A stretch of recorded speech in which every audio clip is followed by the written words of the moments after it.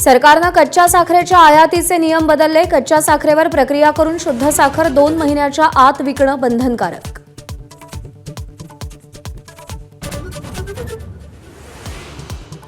कांद्याच्या वाढत्या किमतीमुळे सरकार कांदा एक्सप्रेस सुरू करणार। राखीव साठ्यातील कांदा बाजारात उपलब्ध करून देणार। नाशिकमधून देशातील प्रमुख शहरांमध्ये कांदा पाठवला जाणार।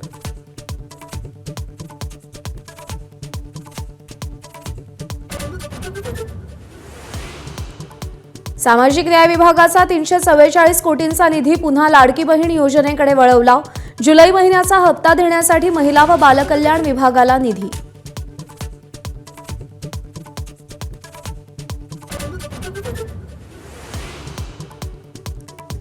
मंत्रालय आणि इतर विभागातील 314 अधिकाऱ्यांवर मुख्यमंत्री कार्यालयाची करडी नजर।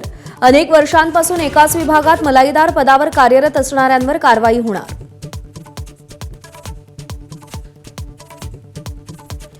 एमपीएससी औषध निरीक्षक परीक्षा पेपरफुटी प्रकरणी विद्यार्थी राज ठाकरेंना भेटणार। तर सरकारकडून 86,000 कोटी रुपयांची थकबाकी मिळत नसल्यानं कंत्राटदारही राज ठाकरेंची भेट घेणार।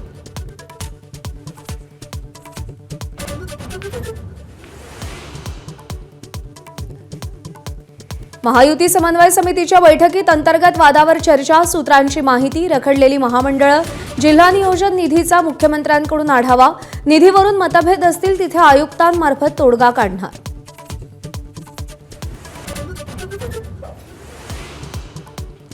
जरांगेंनी आंदोलनाचा फेरविचार करण्याचं जरांगेंना आवाहन। 58 लाख नोंदींची प्रमाणपत्र द्या। जरांगेंचं 28 तारखेपर्यंतचं अल्टिमेटम। चर्चेचा तपशील सरकारी शिष्टमंडळानं मुख्यमंत्र्यांना दिला। पश्चिम महाराष्ट्राचा पाण्याचा प्रश्न मिटला। कोयना धरणानं आता 100 टीएमसीचा टप्पा गाठला।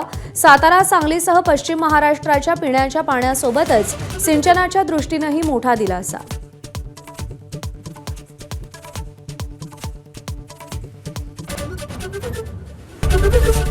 एबीपी माझा, उघडा डोळे बघा नीट।